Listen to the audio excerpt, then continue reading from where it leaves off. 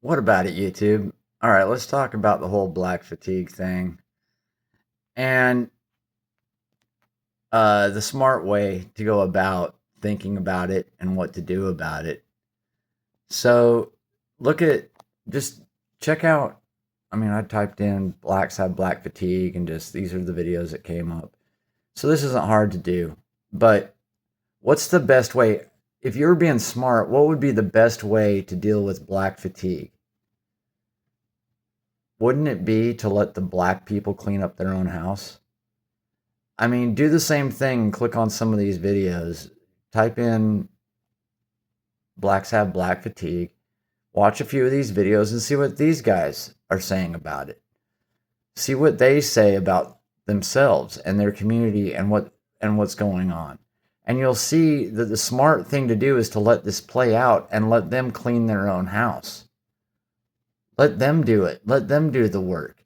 Now, the difference with them and the Jays is the Jays will never clean their own house. These guys can do it. I have confidence in them. I live in the South. There's enough of them that have their own black fatigue and that are Americans. Hey, I hate to break that to some people, but they're Americans. They've been here for centuries. So not all of them are Johnny come latelys. The Johnny come latelys, I don't have much opinion on in a favorable way. But the ones that go back, dude, they're here. Deal with it. And so, what are we going to do?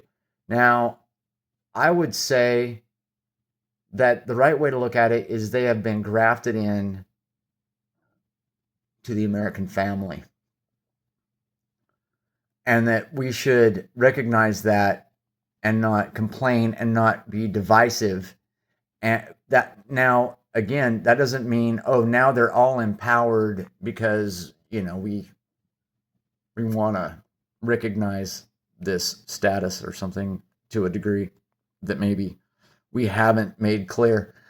But I think that it's not, and it's not saying again that the Johnny come latelys are recognized as right.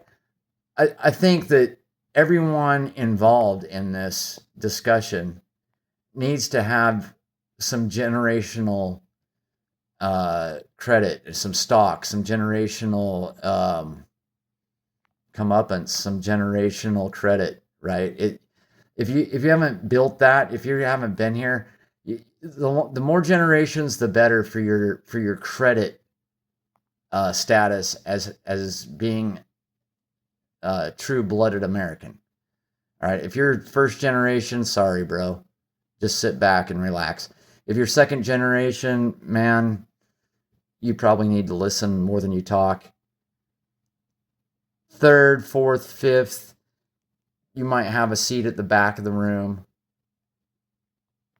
Well, let's say fifth, sixth, seventh. I mean, if you can go back to the Civil War, I don't care what color you are, then full status, full status, full American identity status, and street cred to talk about things, unless you're an agitator. Agitators beware. But if there's enough of these guys, if they clean their own house and they start talking about who's guess what would never have existed without the group you can't talk about, the NAACP. Guess what would have never. We could make a list of all the things that would not exist if it weren't for one group of people: the NAACP, pornography, the ADL, the SPLC, APAC, the abortion movement, feminism, the immigration argument, unfettered immigration happening. Basically, everything that has AIDS would not exist, and there would be no group behind it, and they would not be weaponizing people, right? So these people have been weaponized against us, and the ones that go back again, and the ones that are cleaning house again, we need to work with on what's caused this. why we're in the place we are, why it's developed this way, why things are unfolding this way. It's not natural. Where's abolition?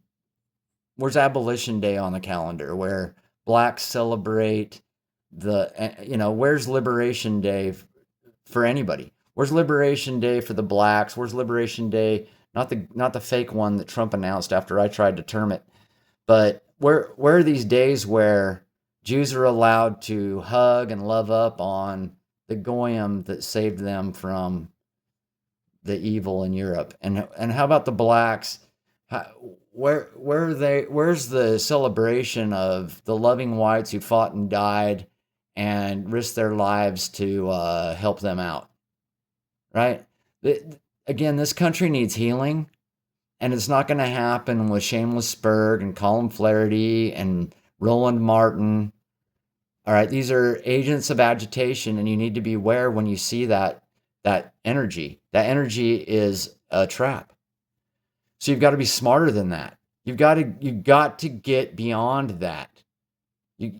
Because it's all been set up as a trap.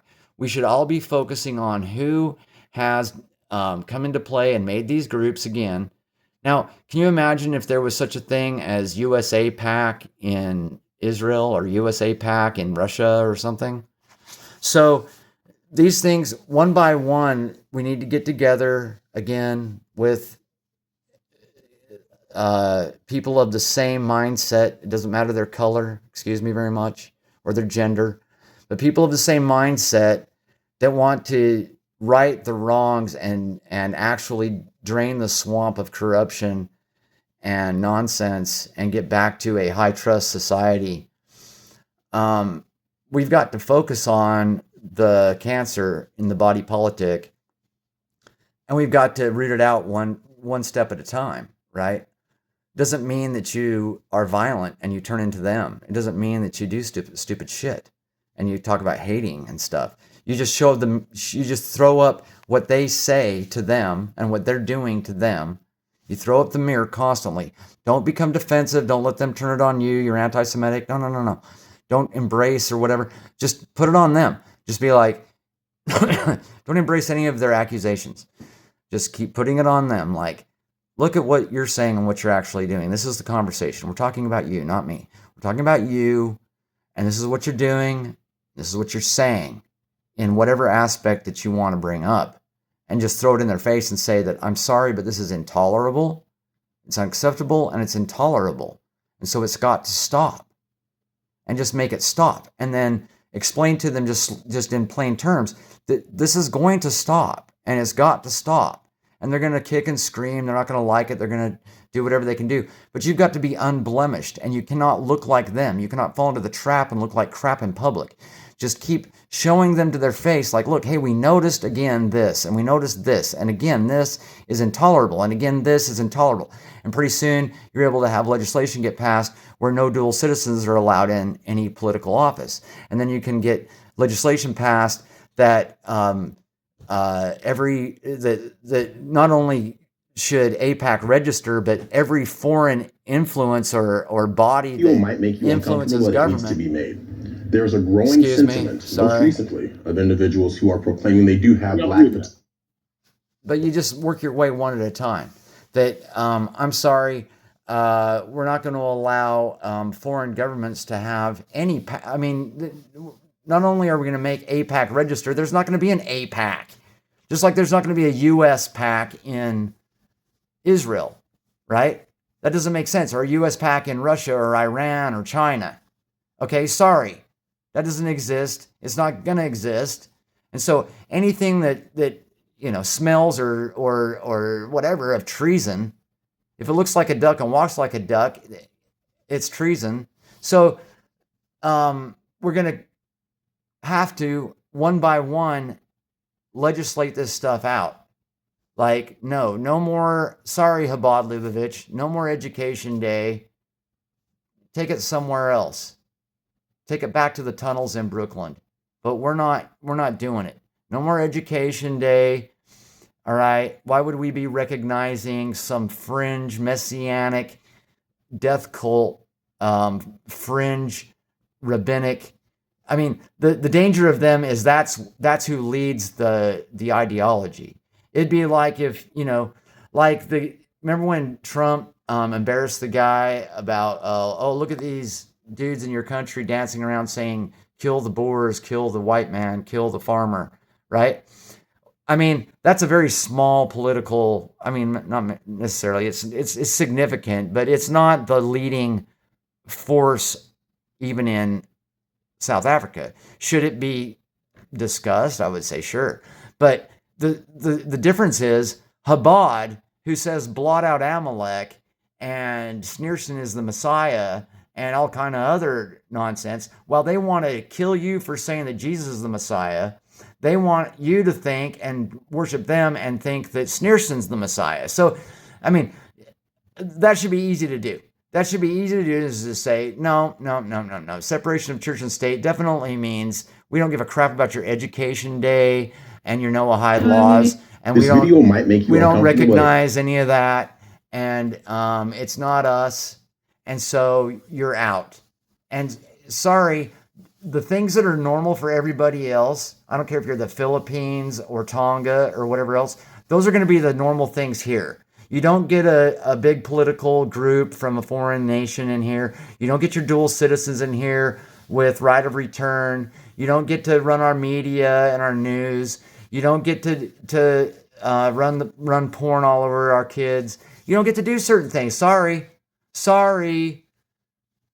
Because think about it. Would anybody else dream anything like this up? I mean, you could argue like, well, Muslims have their Sharia law. So, and Mormons, I guess, had their law, what was it called?